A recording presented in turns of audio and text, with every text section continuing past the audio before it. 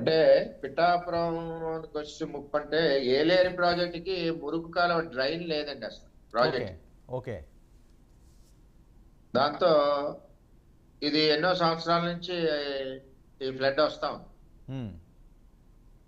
అయితే దీన్ని స్టార్టింగ్ లో 2007 నుంచి మేము ఉద్యమాలు చేసాం తెలుగుదేశం పార్టీ తరఫున అప్పుడున్న కాంగ్రెస్ గవర్నమెంట్ మీద. హ్మ్.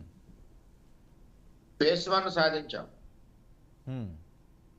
అది చంద్రబాబు నాయుడు గారు వచ్చాక ఫేజ్ 1 లో ఒక 70% వర్క్ అయింది. మళ్ళీ ఏలేరు ఫేజ్ 2 ఉంది. అదే సుద్దగడ్డ కొండకాలం ఏదైతే గొల్లప్రోలు మిగిలిన మండలాలు రైతులు మునిగిపోతాయో ఓకే. దాన్ని కూడా చంద్రబాబు నాయుడు గారి టైంలో తీసుకొచ్చాం. హ్మ్. టెండర్ అయింది, పనులు స్టార్ట్ చేస్తాం. 2018 ఎండింగ్ లో వర్కులు స్టార్ట్ అయినాయి. 19లో మా ప్రభుత్వం పోయింది.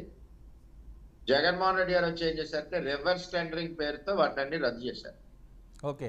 ఆహా! రివర్స్ టెండరింగ్ మీకు పడిందా? మాకు పడింది reverse tender. Okay.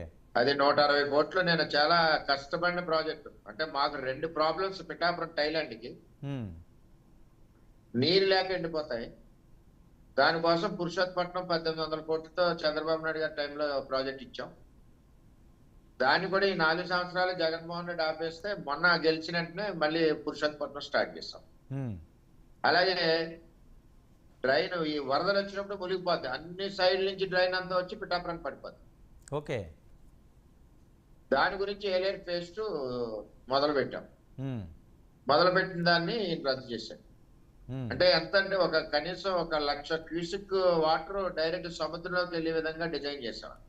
Okay. Highest flood తీసుకుని. హ్మ్. దాని వలన ఏంటంటే అది రద్దు చేయకుండా ఉండుంటే ఈ పాటికి ప్రశాంతంగా ఉన్న అన్ని నియోజకవర్గాలు ఏలేరు ప్రాజెక్టు కింద ఫ్లడ్ అంతా సముద్రంలోకి వెళ్ళినాం. ఇది కూడా బుడమేరులాగా జగన్మోహన్ రెడ్డి గారు చేసిన పనులకి వేళ పిఠాపురం నియోజకవర్గం రైతాంగం అంతా కూడా వేల ఎకరాలు పంట నష్టపోయి భరాయించవలసిన పరిస్థితి వస్తుంది. ఆ!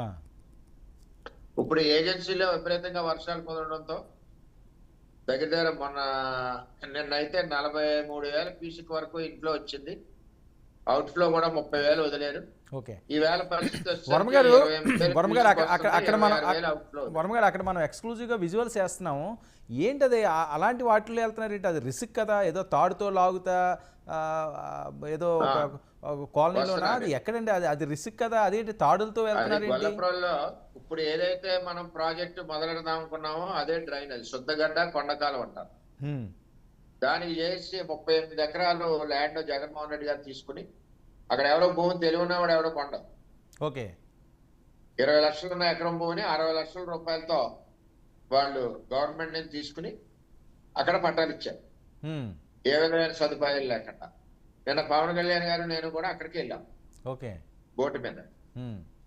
మంచినీళ్ళ సౌకర్యం లేదు, వాళ్ళకి కరెంటు సౌకర్యం లేదు, అలాగే రోడ్లు లేవు, డ్రైన్లు లేవు.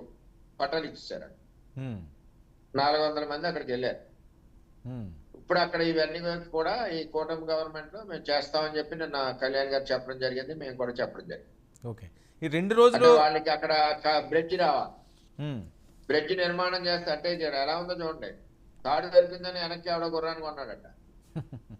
అలాగా కమిషన్ వస్తుందని చెప్పి వీళ్ళు భూమి కొన్నారు. దానికి బ్రిడ్జ్ ఖరీదు దగ్గర లేదంటే 30 కోట్లు. ఓకే. ఆ